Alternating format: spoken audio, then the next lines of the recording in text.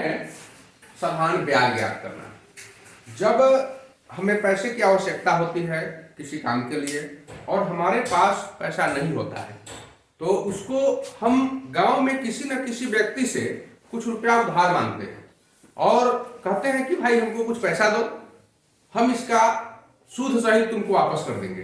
तो ये सूद क्या होता है, ब्याज क्या होता है? सूद ही ब्याज है। हम किसी से जो पैसा लेते हैं 2000, 4000, 5000 अपने काम के लिए, तो जो रुपया ले लेते हैं वह मूलधन कहलाता है।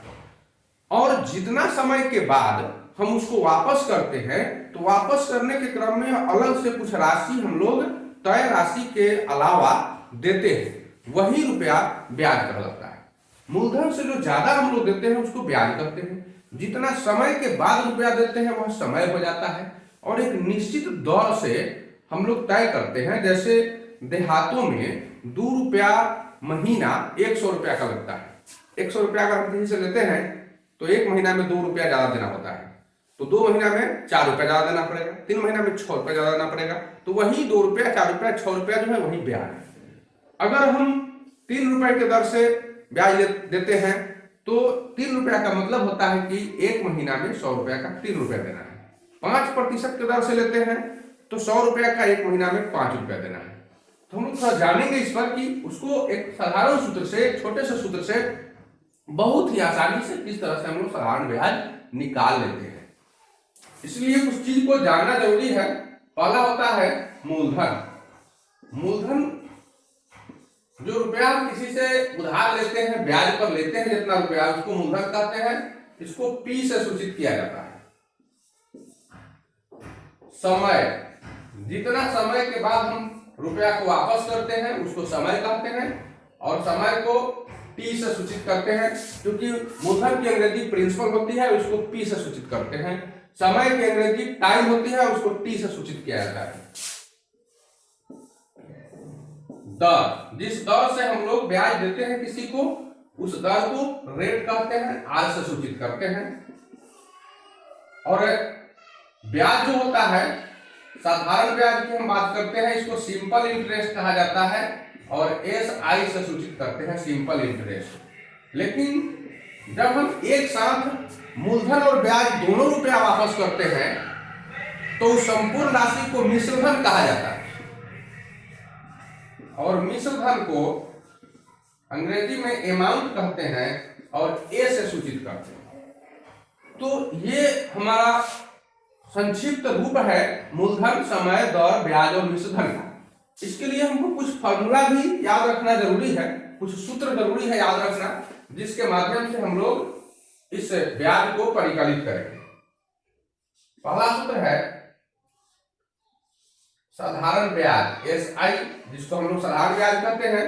तो एस आई बराबर पी गुने आर गुने टी बटा 100, अर्थात मूलधन गुने दर गुने समय बटा 100। दूसरा है, यदि हमको मिश्रधन निकालना हो तो मूलधन में साधारण ब्याज को जोड़ देते हैं। यदि हमको मूलधन मालूम नहीं हो तो हम लोग साधारण ब्याज गुने 100 बटा दर गुने समय, इस सूत्र पर हम लोग मूलधन को निकालते हैं। यदि हमारे पास दर नहीं मालूम है तो साधारण ब्याज गुने 100 बटा मूलधन गुने समय, इस सूत्र से दर निकाल लेते हैं। यदि समय नहीं मालूम है तो साधारण ब्याज गुने 100 बटा मूलधन गुने दर, इस सूत्र से हम लोग साधारण ब्याज के लिए समय का निर्धारण करते हैं। पहला क्वेश्चन है,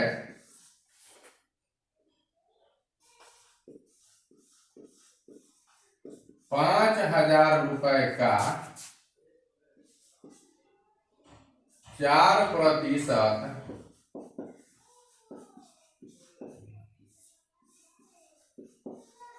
साधारण ब्याज की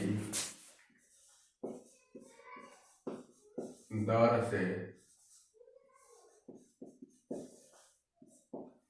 3 वर्षों का ब्याज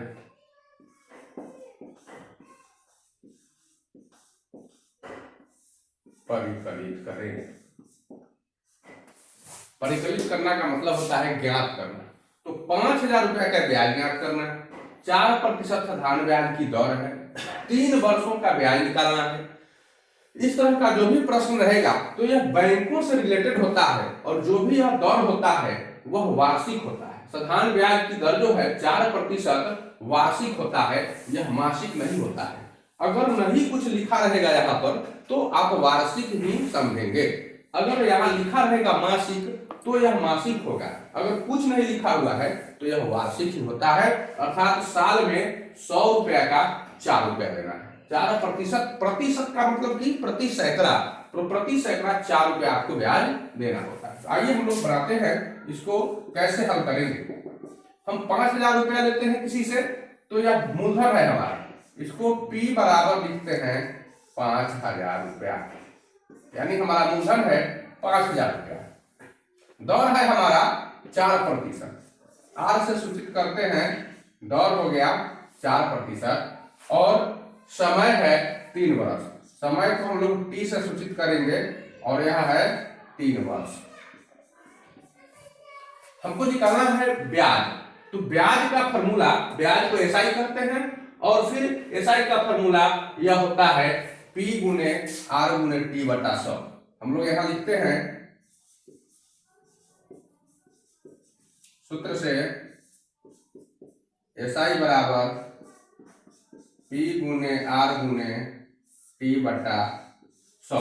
फिर हम लोग इस पर P का मान रखते हैं, सबका मान रखेंगे। P का मान है 5,000, तो 5,000 रुपया गुने R, दर है 4%, और समय है 3 वर्ष। सबका आंकिक मान रखते हैं और बटा 100 लिख देते हैं। 100 यहाँ रुपया नहीं लिखेंगे, जहां सिर्फ इस तरह से लिखेंगे तो यहाँ रुपया लिखेंगे, क्योंकि ब्याज तो रुपया में होता है। अब इसको हम लोग काटते हैं, 1 2 0 से 2 0 कर जाएगा, इसको गुना करेंगे। 50 में 4 से 200, और उसमें 3 से, ये हो जाएगा 600 रुपया। अर्थात हमको 600 रुपया का ब्याज 3 साल के लिए देना पड़ेगा।